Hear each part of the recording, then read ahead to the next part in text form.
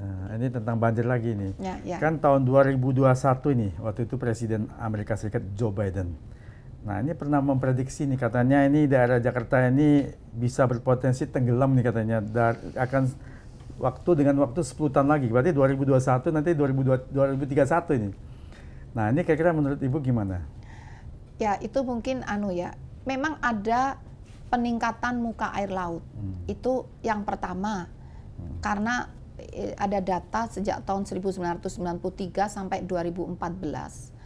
Itu dari data itu menunjukkan laju kenaikan muka air laut itu mencapai 4,3 mm per tahun.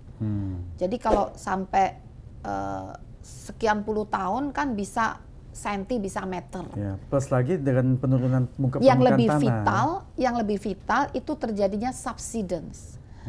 Penurunan muka tanah. Itu kalau tadi kenaikan muka air laut itu kan adalah sekitar 4,3 mm, tapi kalau subsiden itu mencapai 6 sampai 7 cm, bukan hanya 2 per tahun. 6 sampai 7 cm per tahun. Luar biasa seperti itu. Nah, jadi hal itu bisa terjadi, tapi kalau sampai tenggelam kan walau alam ya. Kalau turun iya.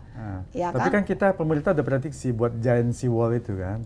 Ya, ada bisa upaya, bisa cepat kelar ya. Iya, seperti itu ya.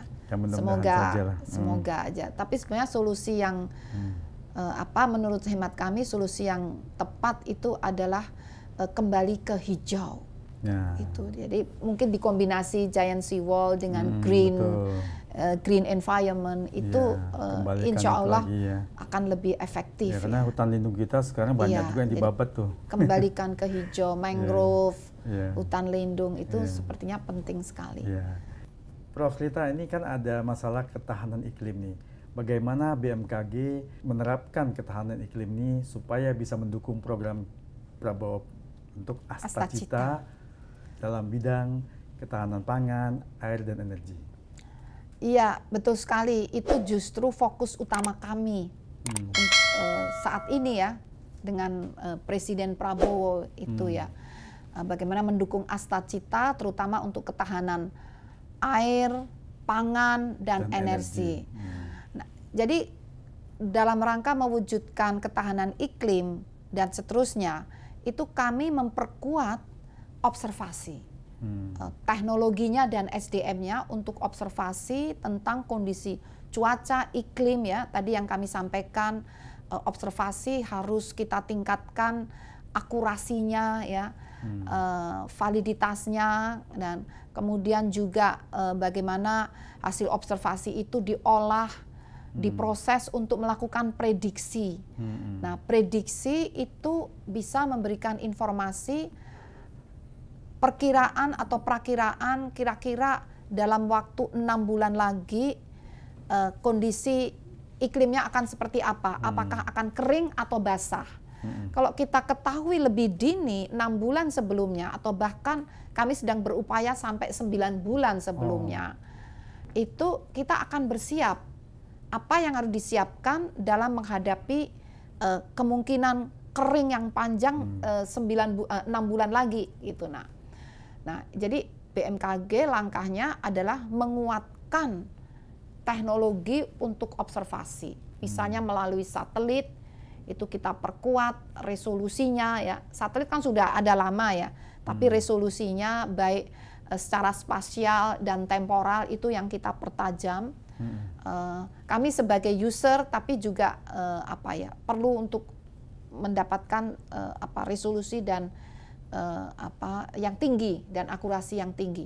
Kemudian juga melalui radar-radar cuaca, dan akhirnya hasil prediksi itu bisa disampaikan untuk pertanian, mendukung ketahanan pangan. Ya, dengan hasil informasi atau prediksi BMKG, insya Allah dapat mencegah gagal panen. Justru dapat memberikan informasi kapan paling tepat menanam tanaman dengan jenis tertentu yang produktivitasnya agar melompat.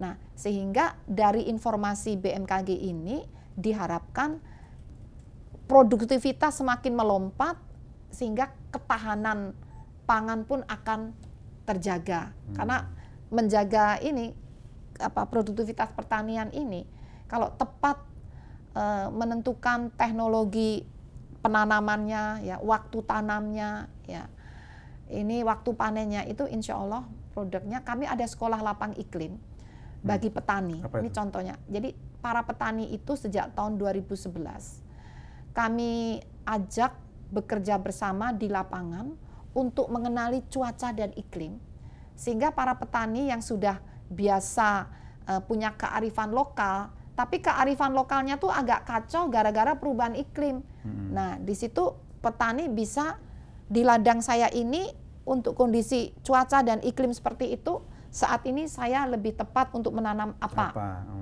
Dan ternyata untuk khusus tanaman padi, dari hasil evaluasi kami selama 2011 hingga 2024, itu produktivitas rata-rata meningkat 30%. Oh, luar biasa itu. Jadi petani juga mendapatkan keuntungan. Iya, iya. Bagus. Terutama untuk beras. Selain itu juga ada hortikultura, terutama cabai, bawang merah, itu juga ada. Mereka diuntungkan dengan produktivitas yang lebih meningkat. Dan ramalan cuaca itu yang tepat, ya. Karena tahu kapan harus. Karena cabai bawang merah itu kan sangat tergantung. Bahaya dengan air. Iya, kalau mau ada cuaca ekstrim, mereka sudah bisa menutup plastik itu. Kan bisa diketahui 6 hari sebelumnya.